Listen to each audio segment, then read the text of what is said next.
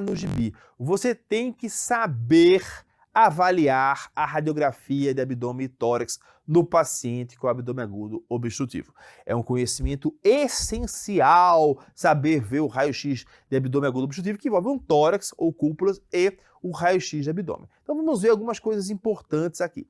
Então, o primeiro passo importante é lembrar que você vai avaliar basicamente o padrão gasoso na radiografia. Aqui temos uma radiografia, essa é em pé, a gente consegue ver os níveis hidroaéreos na radiografia em pé. Então sempre raio-x em 3 posições, né? Em pé, deitado e tórax ou cúpulas em pé.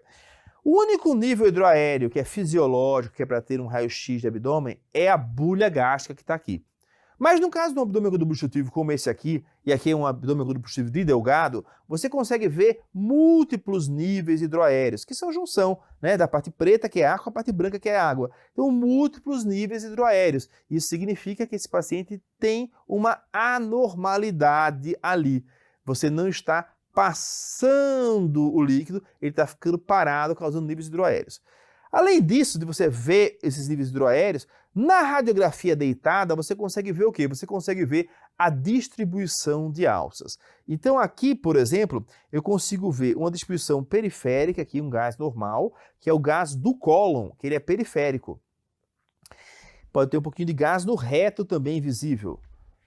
E aqui você tem, na posição central, uma distensão de intestino delgado. Sempre que você vir gás no intestino delgado, vai ser patológico.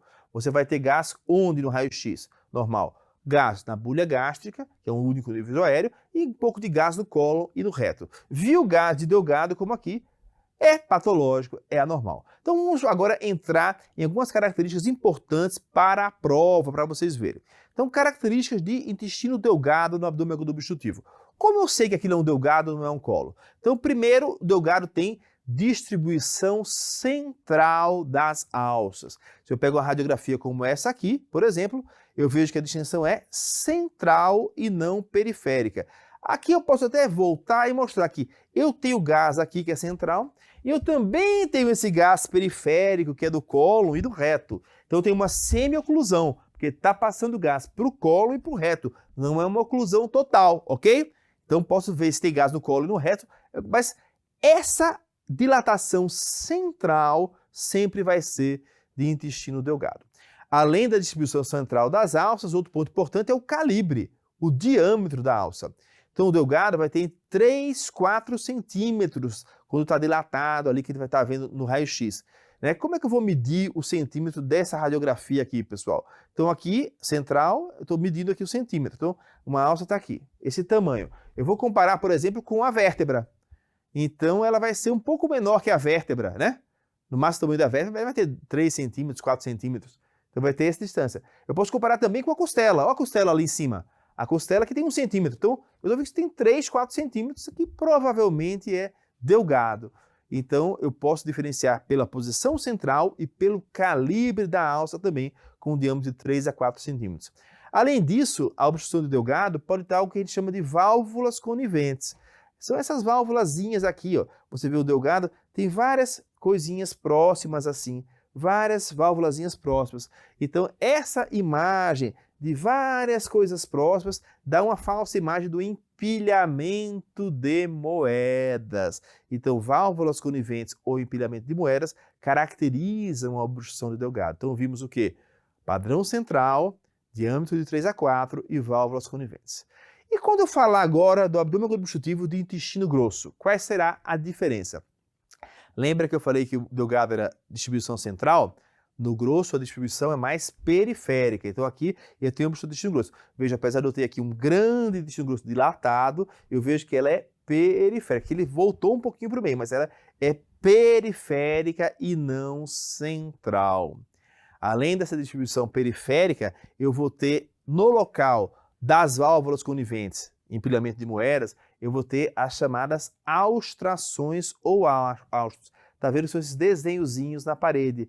Não é aquele empilhamento de moedas, né? A válvula conivente bem próxima, né? Que são as pregas intestinais. É os áustros, então é muito maior. Se você olhar, é muito maior a entrada. Então esse tipo de alça que possui essa característica é o intestino grosso. Então, austrações ou austros presentes.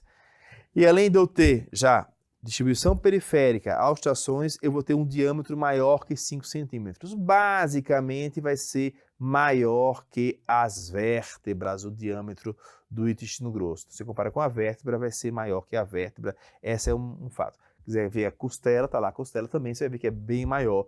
Então, essas são características. Então, na radiografia simples, primeiro ver se está normal ou alterado. Então, se tiver gás no delgado, sempre está alterado, né? Uma grande distensão colônica pode estar alterado também. E você vai ver se tem níveis hidroaéreos, né? Que aí sugere oclusão, se é central, se é periférico, se tem válvulas coniventes ou austros, né? E qual o diâmetro das alças. Aí com isso aí você vê se é delgado ou se é cólon.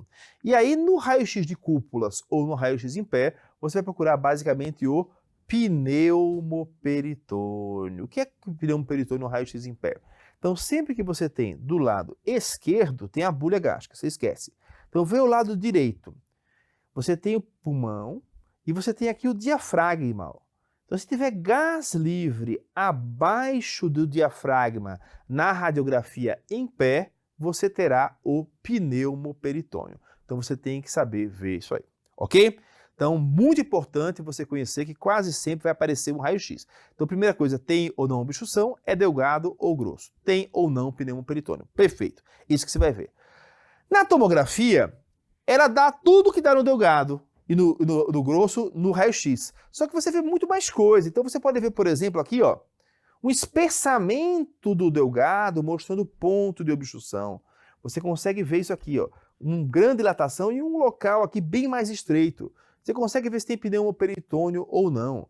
Então você consegue ver uma alça dilatada se estreitando abruptamente aqui. Então tudo isso é possível. Então a tomografia ela mostra todos os dados que você tem no raio-x, só que de maneira melhor. Você consegue ver as alças dilatadas, se são do intestino grosso, se são do intestino delgado, você pode jogar contraste, ver se passa ou se não passa, e consegue ver a causa, se tem um tumor, se tem um doença inflamatória intestinal, se tem complicações como pneumoperitônio, se tem vascularização adequada ou não. Dá muito mais dados que a radiografia. Então dá vascularização da alça, é mais sensível para o pneumoperitônio e consegue ver a causa com muito mais facilidade, ok?